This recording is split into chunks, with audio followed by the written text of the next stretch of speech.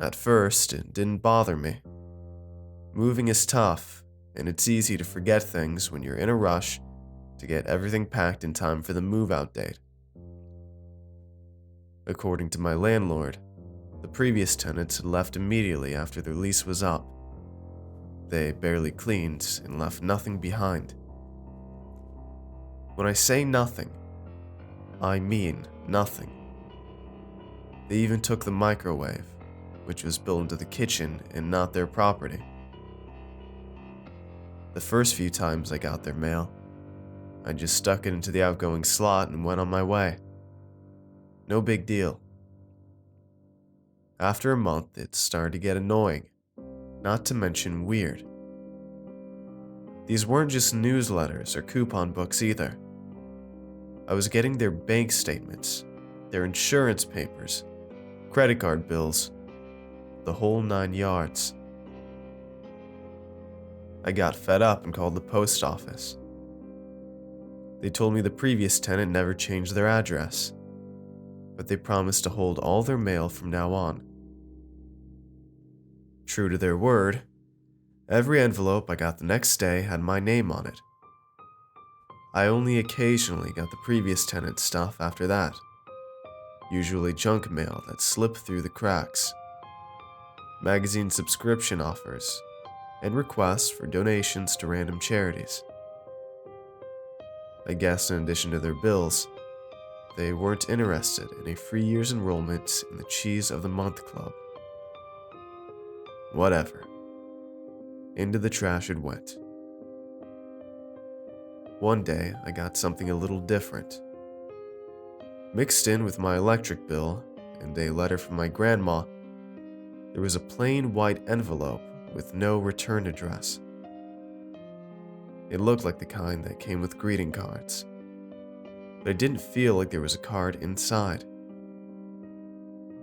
The handwriting was also really bad, like whoever wrote used their non-dominant hand. It was sealed with a cartoonish sun sticker smiling up at me. I wasn't creeped out yet, but looking back, I really should have been. Normally, I would have just dropped the letter into the mail slot or the dumpster. But something about this letter sparked my curiosity. I'm ashamed to say it, but I did peel the sticker off and took a look at what was inside. It was a single sheet of lined notebook paper. 2 words written across the page in red Sharpie. Found you. That was all. I searched the envelope, and there was nothing else. A chill ran down my spine as I replaced the paper and resealed it. I wasn't sure what to do with it, and I debated for a long time if I should throw it away or keep it. I chose the former in the end. I didn't want to bring it into my house and have it on my kitchen table, staring at me. By the time I went to bed that night, I'd mostly forgotten about it. Probably just a friend who hadn't heard they moved pulling a prank. I curled up under the covers and was asleep in seconds. I woke up twice in the middle of the night. First, because I had to pee really bad around 1 a.m. Shouldn't have drank all that Mountain Dew. Nothing seemed off while I was doing my business. Just the usual creaks and groans of a 40-year-old building settling. The second time, it was 3 in the morning. I don't know what woke me up, but I had this awful, foreboding feeling in the pit of my stomach. You know how sometimes you just know there's a problem, even if you can't see it? Yeah, that was me. I almost sat up, but then I saw it in the corner of my room. A black figure staring at me.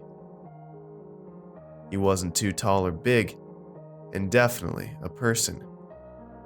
Not a demon or a figment of my imagination.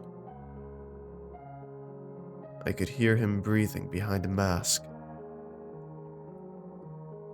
As my eyes adjusted, I realized it was an old man mask with wispy gray hair. It had a hooked nose and a pointed chin, and in the dim light shining through my windows, I could also mistake the dark brown color for red. Through the eye holes, I could just make out his eyes on me, full of rage and hatred. His chest heaved as he walked to my bedside. He had something in his hand, but I was too busy staring at his rubbery face to see what it was.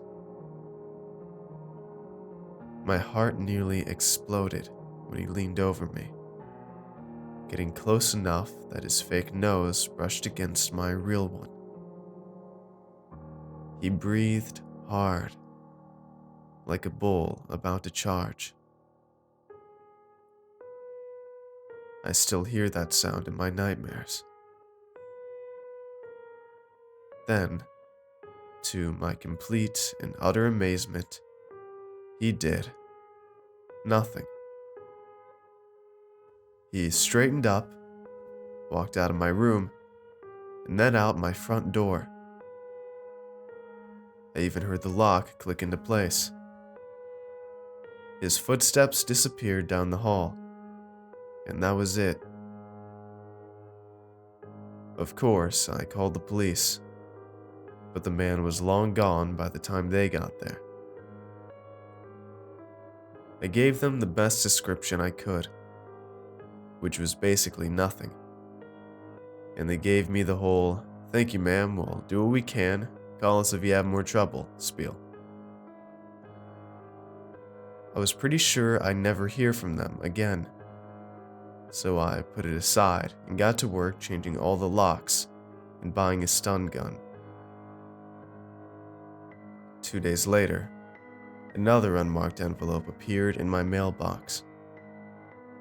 I almost tore it up, until I realized the name on it wasn't the previous tenant's. It was mine. Inside was a key that looked suspiciously like the manager's key. I remember him going door to door one day because he lost it. And another note in bright red Sharpie. "Sorry. Thought you were someone else."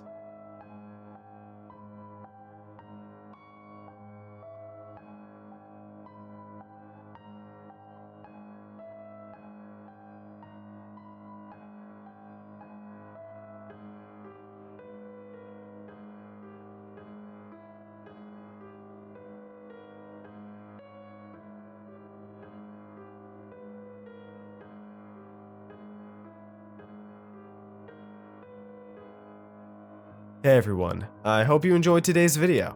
If you want to see more, let me know in the comments below, and tell me what you thought of this narration. Make sure to follow me on Twitter for updates, and if you'd like to get early videos, shoutouts, and much more, I'd appreciate it if you check out my Patreon page. It's a place where you can help support my channel while getting awesome rewards in the process, and every pledge helps out a ton, no matter the size. So if you'd like to see all the rewards I offer and consider becoming a patron, it'd mean a ton to me if you'd click the link in the description and just check it out. And don't forget to show some love to the amazingly talented authors who make these narrations possible. Have a good night, everybody. Cheers.